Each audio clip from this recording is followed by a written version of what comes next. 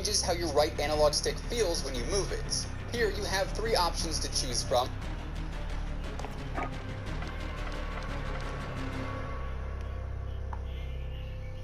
That being standard, linear, and also dynamic. Standard is going to feel just like your average movement and response that we're used to in Call of Duty games. Linear makes the aim stick map directly to your aim rate, which in simpler terms just means that it's going to feel a bit more touchy when you move your right analog stick. And then dynamic is going to be the most fine-tuned aim rate control and provide for the most accurate reaction feeling when moving your thumbstick around.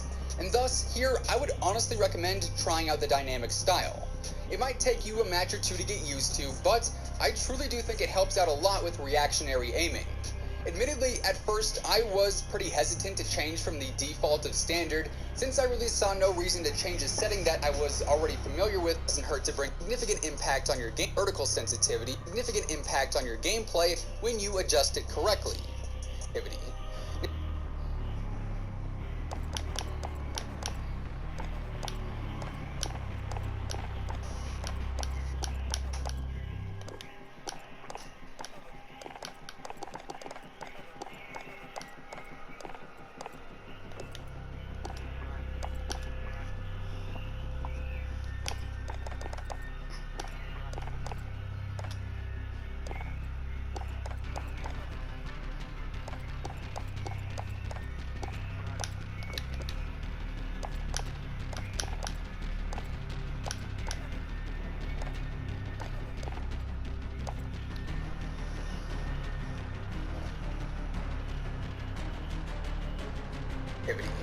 Now, the horizontal and vertical senses are completely based on your personal preference, in all honesty.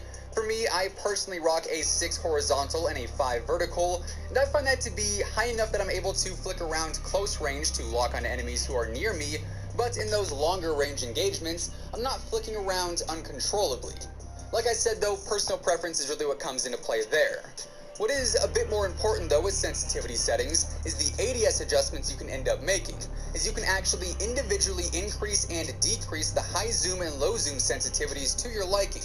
And this is going to refine your ADS speed, which means you're really able to have a much higher vertical and horizontal sense without having to sacrifice more precise aim while ADS. So here I like to dial my ADS sense down to 0.80 for both high and low zoom, which allows me to aim a bit more accurately based on my experience adjusting that speed. Speaking of aiming, let's talk aim assist. Man, my segues are on point today, if I do say so myself. Anyways, aim assist is obviously a pretty big deal in Call of Duty, and while you'll notice aim assist is a lot stronger in AI modes like the campaign, it does still exist in multiplayer, and this year once again we can customize it more than ever before.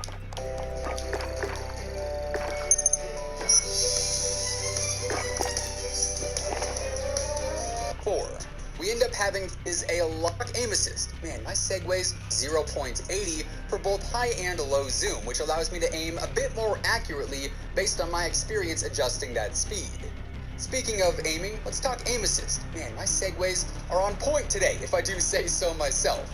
Anyways, aim assist is obviously a pretty big deal in Call of Duty, and while you'll notice aim assist is a lot stronger in AI modes like the campaign, it does still exist in multiplayer, and this year once again we can customize it more than ever before. We end up having 4 settings here, including disabled, standard, precision, and also focusing, all of which feel pretty different from the last.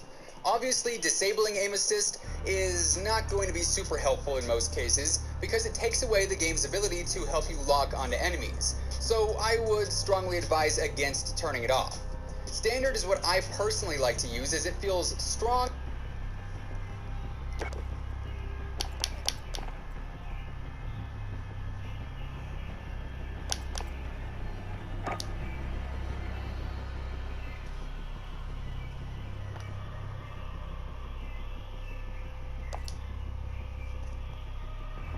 But not overwhelming, and it has that typical COD feel to it. Precision is apparently built for accurate players, targeted for newer players. So honestly, personally, standard feels the most natural to me out of all of those. Moving on, the next in-game setting that I personally really like to have enabled is depleted ammo weapon switch, which when enabled automatically swaps your weapon when you completely run out of ammo with your primary.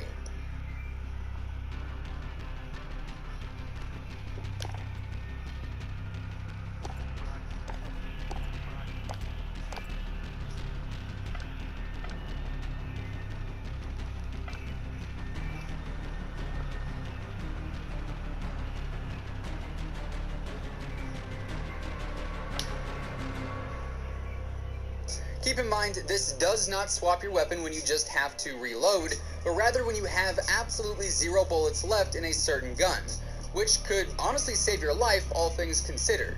If you end up disabling this setting, if you were to run out of ammo, you would have to manually swap weapons, and if you don't swap quick enough, it could lead to your enemies taking you out. So from my personal experience, the safe bet here is to play with it on.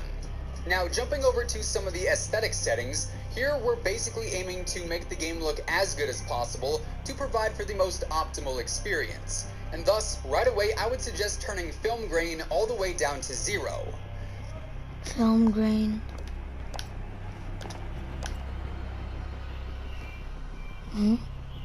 Film grain essentially adds some sharpness and noise to the picture, which could create some unwanted visual particles in certain situations. Where I see this being the most prominent is when enemies are trying to hide in, say, a bush or some other shrubs, and if film grain is turned on in that situation, they might blend in a bit more than if it was actually turned off. So simply for visual clarity, no film grain is definitely the way to go. Also, while you're at it, I would recommend turning off motion blur for both the world and for your weapon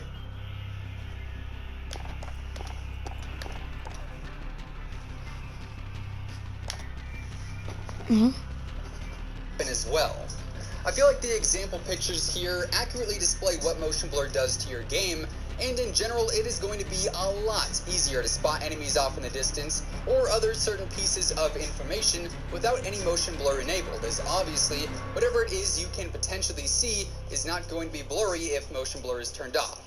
Pretty simple, but pretty significant nonetheless.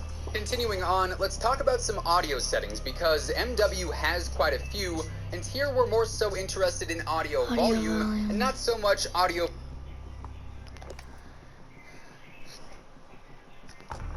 presets, as those are a bit more dependent on your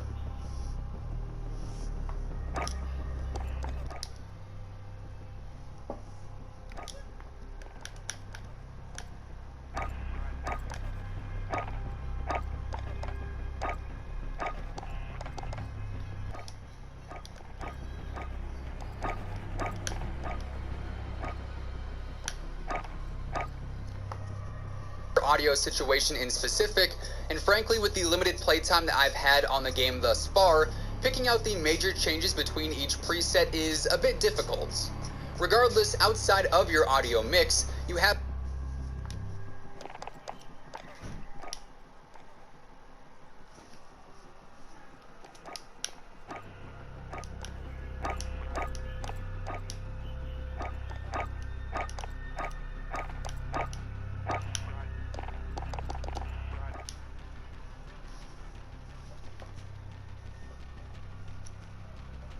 four other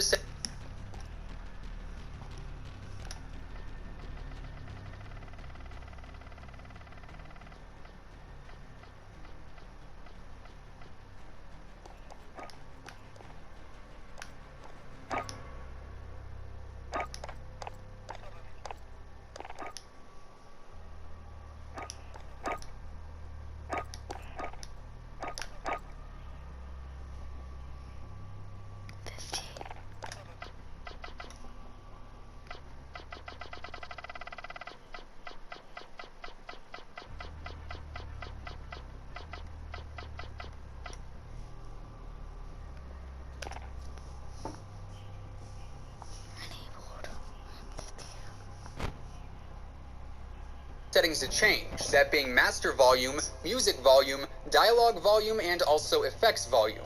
So with these, master volume, honestly, I would just keep that at 100. If that is too loud for you, you can always turn down your speakers or your headsets, or if need be, you can turn it down, but really I see no reason to not have the audio broadcasted as loud as it can be when you can just adjust it elsewhere.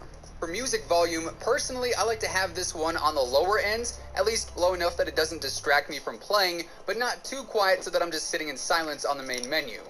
Dialogue volume I also keep lowered simply because I don't need the announcer yelling at me every time something happens in game, and I would rather focus on audio information like gunfire and footsteps instead.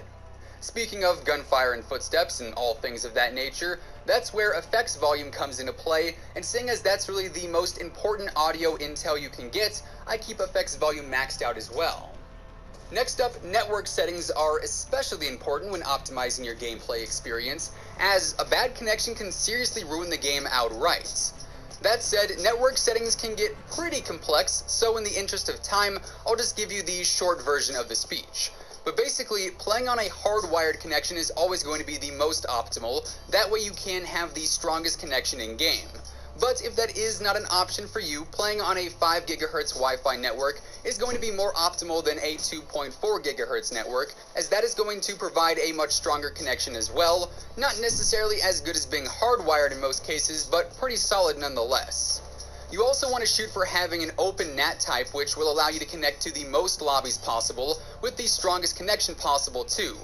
If you don't have an open NAT, you can always try enabling UPnP on your router. That'll make console canned platforms for matchmaking, but only via opens up your lobby pool by a pretty significant appreciated.